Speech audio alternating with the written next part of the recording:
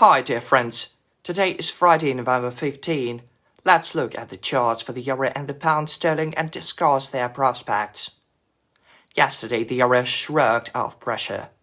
Markets neglected US economic data, hence both the euro and the British pound had an upward correction.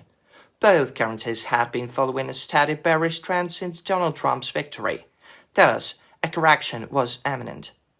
After the currency pairs had updated local lows, large market makers fixed profits.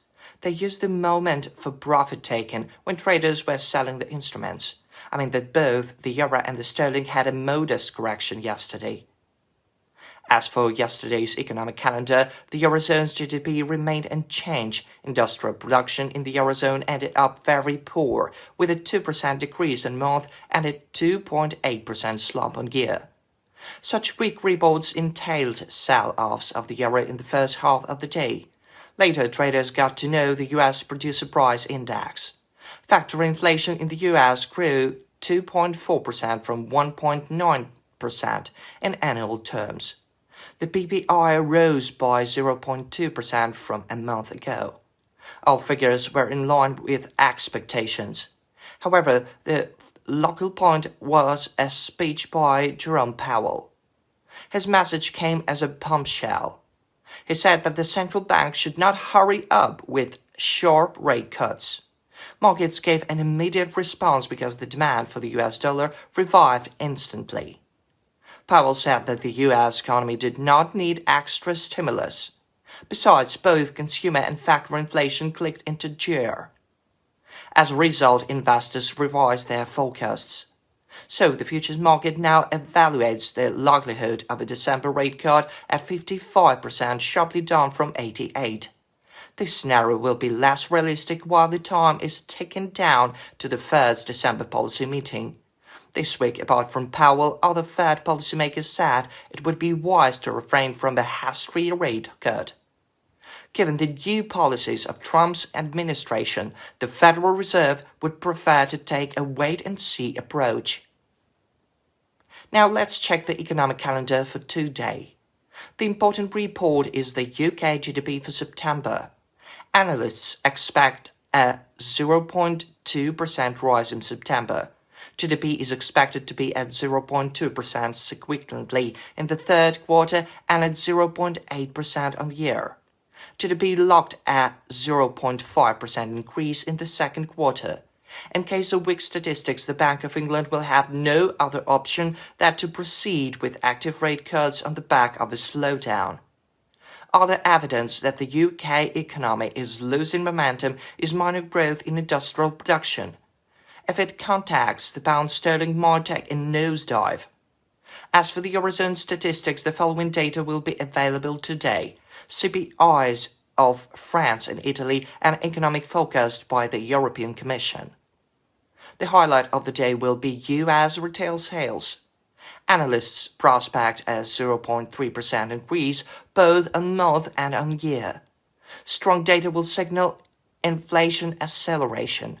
Again, such prospects are bullish for the US dollar in light of Powell's remarks about a probable pause in rate cuts.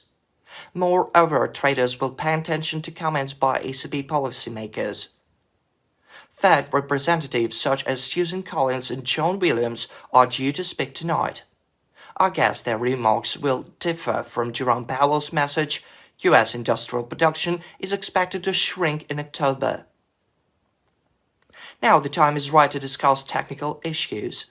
Looking at that 1-hour chart of the euro-dollar pair, the middle line is at 1.0539. The price may either rebound from this level today or continue its bearish trend. The triangle pattern will determine a further direction. The situation doesn't benefit the euro bulls.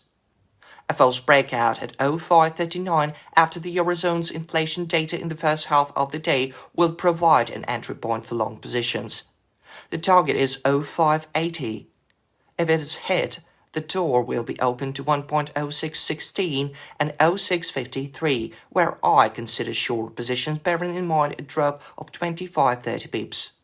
Short positions will be planned with targets at 0.580 and 1.0617 on the conditions of a false breakout.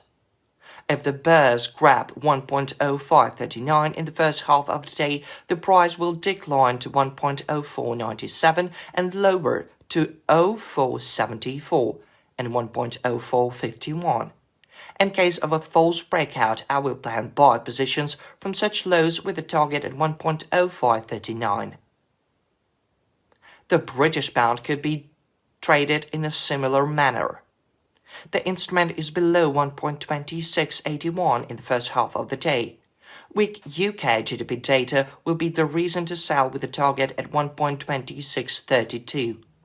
The opposite test will open the door back to 1.2583 and 2550, where I consider long positions at a rebound of 30-35 pips. Long positions are planned with targets at 1.2632 and 1.2583 in case of a false breakout.